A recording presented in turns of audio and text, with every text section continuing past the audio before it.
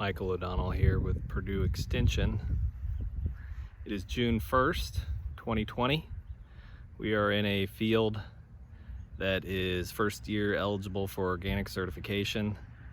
It's been a cereal rye cover crop and has been no-till sowed to or planted to soybeans on 30-inch to give this farmer the capability of coming in with high residue cultivator to do cultivation despite this cereal rye residue, and also be able to come in with a weed zapper and get weeds that come over the top.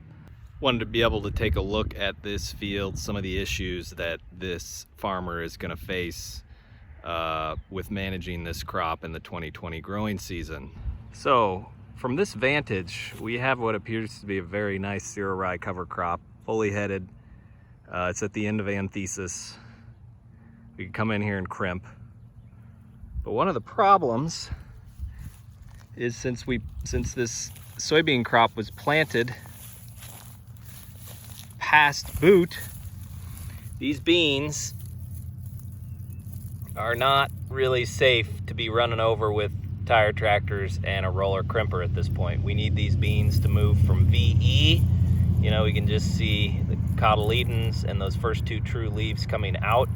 We need to try to get this along into true VC, if not V1, for these beans to be safe and ready to be rolled.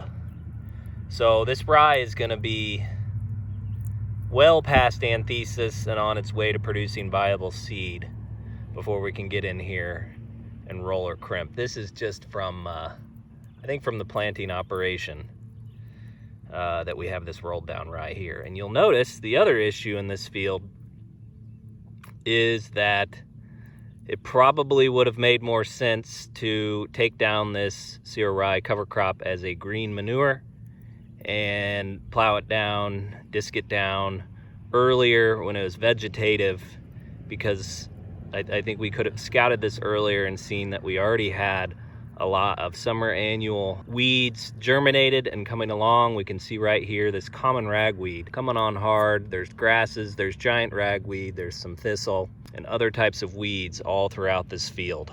So even though we planted on 30-inch and have the capability of coming in with a high residue cultivator, it'll be able to take care of some of these weeds between the rows. But you see how tall these weeds are already compared to the soybeans. We've got bigger giant rag.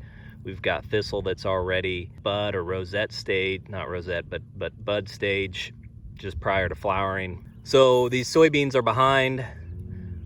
The only thing that we'll be able to do to manage in-row weeds is to come over the top with the weed zapper. But this crop is definitely at a disadvantage in terms of the weed pressure that already exists in this field. We're gonna have rye that produces viable seed because we can't get in here and crimp now with the vulnerable stage that the beans are at. And if you just look at some other parts of this field overall, see here's some tremendous weed pressure